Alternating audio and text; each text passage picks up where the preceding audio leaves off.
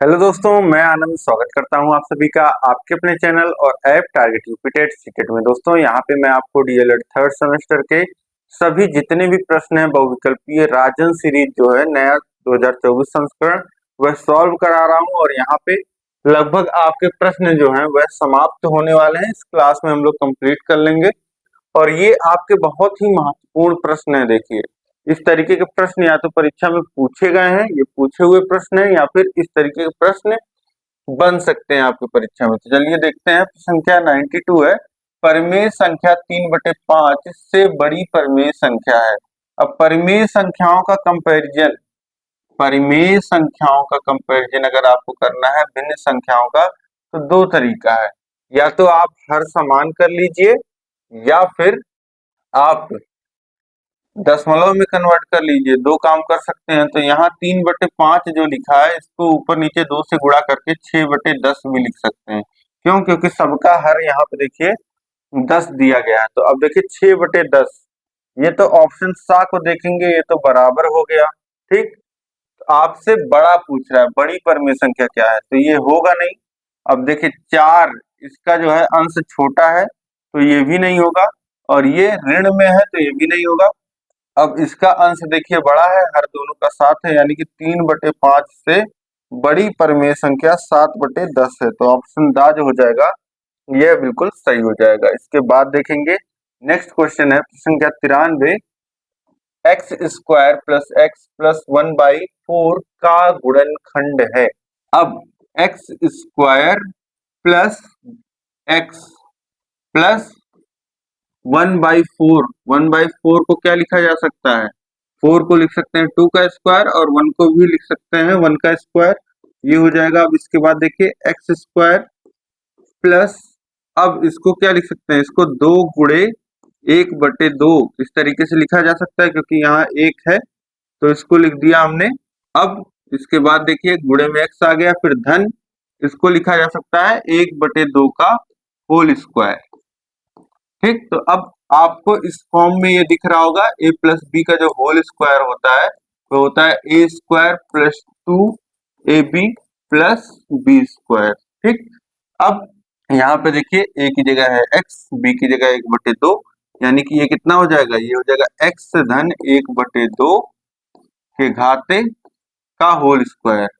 तो ये वैल्यू आ जाएगा। इसका जो गुणनखंड हो जाएगा वह हो जाएगा x प्लस 1/2 का होल स्क्वायर। ऑप्शन सा में दिया गया है, ऑप्शन सा यहाँ पे बिल्कुल सही हो जाएगा। इस तरीके से आसानी से आप 3 पद आपको दिए गए थे, इन तीनों पदों को आपको उस तरीके से एक बार सोच लेना होता है कि इसमें बन पाएगा कि नहीं। तो इसमें बन गया तो हमने बना दिया। अब इसके बाद देखेंगे नेक्स्ट क्वेश्चन है प्रश्न संख्या 94। Cube root of -64। अब -64 ये थोड़ा सा आपको कंफ्यूज करेगा। -64 का कैसे निकालेंगे आप? ठीक, तो ऑप्शंस में आप देखिए, यहाँ पे अगर आपको कुछ नहीं समझ में आ रहा है, क्यूब रूट ऑफ 64, ठीक, कौन इसका मान कितना आएगा? इसका मान लेते हैं x मान आता है। ठीक, तो इस x जो मान आएगा इसका अगर आप क्यूब करते हैं तो आपको -64 मिलना चाहिए। ठीक है, तो अब x के मान आपको यहाँ पे दिए गए 4, ऋण 4, 8 और 9। आप देखिए 4 का क्यूब आप करेंगे तो आपको धन 64 मिलेगा, ऋण 4 का करेंगे तो -64 मिलेगा। ठीक है, तो इस तरीके से यहाँ पे आप ऐसे ही अंदाजन अगर निकालना चाहे तो भी आप निकाल लेंगे कि इसका मान जो होगा वह ऋण 4 होगा। और चाहे तो इसको क्यूब रूट ऑफ -64 को आप लिख सकते हैं ब्रैकेट में, क्यूब करनी में ही ऋण 4 गुणे ऋण 4 गुणे ऋण 4 इतना लिखा जा सकता है। ऋण 4 बाहर आ जाएगा और ये जो मान हो जाएगा क्यूब रूट ऑफ -64 का वह ऋण 4 हो जाएगा। ऑप्शन बा जो हो जाएगा आपका ये बिल्कुल सही हो जाएगा। इसके बाद हम देखेंगे नेक्स्ट क्वेश्चन, प्रश्न संख्या 95 है। क्यूब रूट ऑफ 8 का मान होता है, तो 8 का क्यूब रूट निकालेंगे तो कौन सी ऐसी संख्या है जिसका 3 बार गुणा करने पे उसी संख्या में हमको 8 मिल जाता है? तो वो संख्या है 2। इसको 8 को 2 का क्यूब भी लिख सकते हैं, तो ये वैल्यू आ जाएगी ओवरऑल 2। ऑप्शन दा जो हो जाएगा यहाँ पे यह बिल्कुल सही हो जाएगा। इसके बाद देखेंगे अगला प्रश्न है हमारा प्रश्न संख्या 96। 96 क्या कह रहा है? ऋण 4 का क्यूब का मान होगा। हाँ, ऋण 4 गुणे ऋण 4 गुणे ऋण 4। देखिए ऋण का 3 बार गुणा हो रहा है, तो अगर माइनस का ऑड टाइम्स गुणा हो रहा है, 3 बार गुणा हो रहा है, यानी कि 3 क्या है? ऑड है, मतलब विषम संख्या है। तो विषम बार अगर गुणा हो रहा है तो ये नेगेटिव ही आता है। अगर सम बार यहीं पे एक बार और -4 का गुणा हो जाएगा तो ये धनात्मक आ जाएगा। ठीक है, ये चीज आप समझ पा रहे होंगे। अब इसके बाद देखिए 3 बार गुणा है तो यहाँ पे माइनस आएगा, फिर गुणा करते रहिए आप, 4 गुणे 4 गुणे 4 कितना होता है? 64 होता है, तो ये -64 आ जाएगा। ऑप्शन आ जो हो जाएगा ये बिल्कुल सही हो जाएगा। इसके बाद देखिए अगला प्रश्न है हमारा प्रश्न संख्या 97। 0.1 का क्यूब, 0.1 का 3 बार गुणा होगा, 0.1 का 3 बार गुणा करेंगे तो देखिए 1 का गुणा 1 में होगा तो 1 ही आएगा, चाहे जितनी बार कर लीजिए, तो ये 1 आ गया। इसके बाद देखिए एक स्थान पे दशमलव, 2 स्थान पे, 3 स्थान पे, 3 स्थान पे हमको दशमलव लगाना है, तो शून्य हम बढ़ाएंगे, दशमलव लगा देंगे तो ये आ जाएगा मान 0.001, जो कि ऑप्शन आ में दिया गया है। ऑप्शन आ जो हो जाएगा ये बिल्कुल सही हो जाएगा। इसके बाद देखते हैं अगला प्रश्न संख्या 98 है। 1/2 का क्यूब का मान होगा। 1/2 का क्यूब लिखा हुआ है, इसी का मान पूछ रहा है, यानी कि हो जाएगा 1 का क्यूब बटे 2 का क्यूब, 1 का क्यूब 1 और 2 का क्यूब 8, 1/8 मान आ जाएगा।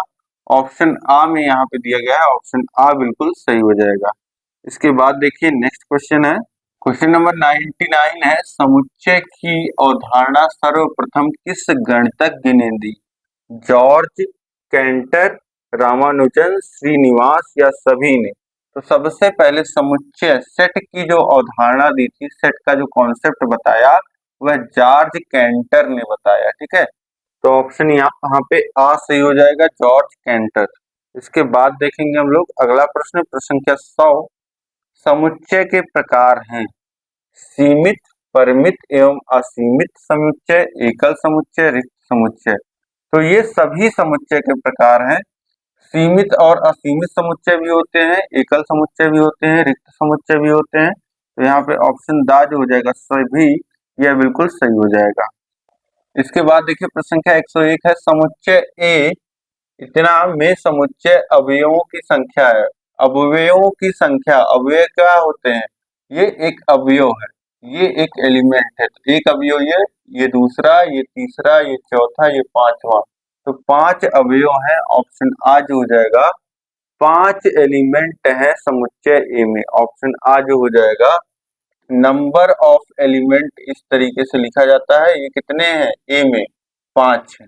इसके बाद देखिए प्रश्न संख्या 102 है। समुच्चय जी खाली ब्रैकेट में समुच्चय के अवयवों की संख्या बताइए। अब यहाँ पे आपको केवल जी दिख रहा है और इस तरीके से ये समुच्चय वाला ब्रैकेट आपको दिख रहा है मंझला, इसमें कुछ समुच्चय लिखा नहीं गया है। तो ये क्या है? इसमें समुच्चयों की संख्या जो है वह 0 है। ठीक है, तो ये रिक्त समुच्चय को दिखाने का तरीका है, या तो जी इक्वल टू 5 लिख देता, या इस तरीके से। ये दोनों से पता चलता है कि जी जो समुच्चय है इसमें कोई भी अवयव नहीं है, एलिमेंट नहीं है। इसके बाद देखिए प्रश्न क्या 103 है। समुच्चय ए इस तरीके से 1 2 3 4 5 6 और इस तरीके से ये बढ़ता जा रहा है। प्राकृतिक संख्याओं का समुच्चय है, में कितने समुच्चय अवयव हैं? तो प्राकृतिक संख्याओं की कोई गिनती है नहीं है, तो इसलिए इसमें जो एलिमेंट्स की संख्या होगी वह अनंत होगी। इसके बाद 6 के बाद आप 7 लिखेंगे, 8 लिखेंगे, 10 लिखेंगे, इस तरीके से 100 तक जाएंगे, 1000 तक जाएंगे, 10,000, लाख, 10 लाख, करोड़, इस तरीके से बढ़ते जाएंगे, लेकिन संख्याएं खत्म नहीं होंगी। तो अनंत, ऑप्शन बा जो हो जाएगा ये बिल्कुल सही हो जाएगा। इसके बाद देखेंगे प्रश्न संख्या 104 है। 100% की एक वस्तु 125 के भाव में बिकती है तो वास्तविक ब्याज की दर होगी। 100% की एक वस्तु 125 के भाव में बिकती है तो वास्तविक ब्याज की दर। अब यहाँ पे एक वस्तु बिक रही है और ये ब्याज की दर पूछ रहा है, तो ये तो प्रश्न सही नहीं है यहाँ पे, क्योंकि जो जब वस्तु बिकती है तब या तो लाभ होता है या तो हानि होता है, और प्रतिशत में भी अगर लाभ हानि पूछता तो भी आप बता सकते हैं, और ब्याज जब भी होता है तो वहां पे एक मूलधन होता है, दर होता है, समय होता है। तो यहाँ पे ये प्रश्न जो है ये सही नहीं है, ठीक है, तो इसको आप छोड़ सकते हैं। इसके बाद हम देखेंगे अगला प्रश्न है हमारा, प्रश्न का 105। बैंक सर्वाधिक ब्याज देता है किस पे? बचत खाते पे, आवर्ती जमा खाते पे, चालू खाते पे, या अस्थाई जमा खाते पे? अब देखिए, जो धन जो है बैंक के पास, आप सोचिए कि एक तो बचत खाता है जिसपे थोड़ा धन जो है वह व्यक्ति अपना सेव करता है, जो बचत करता है, जो वह बचा पाता है। इसके बाद होता है आवर्ती जमा खाता, जो समय समय पे व्यक्ति जमा करता है। और चालू खाता क्या होता है, किस पर्पज से होता है? बिजनेस के पर्पज से होता है। और इस पे सबसे अधिक ब्याज जो होता है, जो पैसा अस्थायी रूप से जमा हो जाता है बैंक के पास, उसका इस्तेमाल बैंक दूसरों को ऋण देने पे कर पाती है, तो इसलिए इस खाते पे जो है वह ब्याज सबसे अधिक होता है, अस्थाई जमा खाता। ऑप्शन दा जो हो जाएगा यह बिल्कुल सही हो जाएगा। इसके बाद देखिए प्रश्न का 106 है, बैंक लॉकर में रखे सामान की जानकारी होती है। तो बैंक लॉकर में रखे सामान की जानकारी किसको होती है? अकाउंटेंट को, मैनेजर को, लॉकर धारक को, या सिक्योरिटी को? तो बैंक, देखिए बैंक जैसे आप अपना पैसा रखते हो उसकी जानकारी आपको होती है, या फिर बैंक के किसी एम्प्लॉय को जब उसको एक्सेस करना हो, जब देखना हो, जब जरूरत हो तब वह जान सकता है। लेकिन बैंक लॉकर में क्या होता है, लॉकर में किसी का रोल नहीं होता है।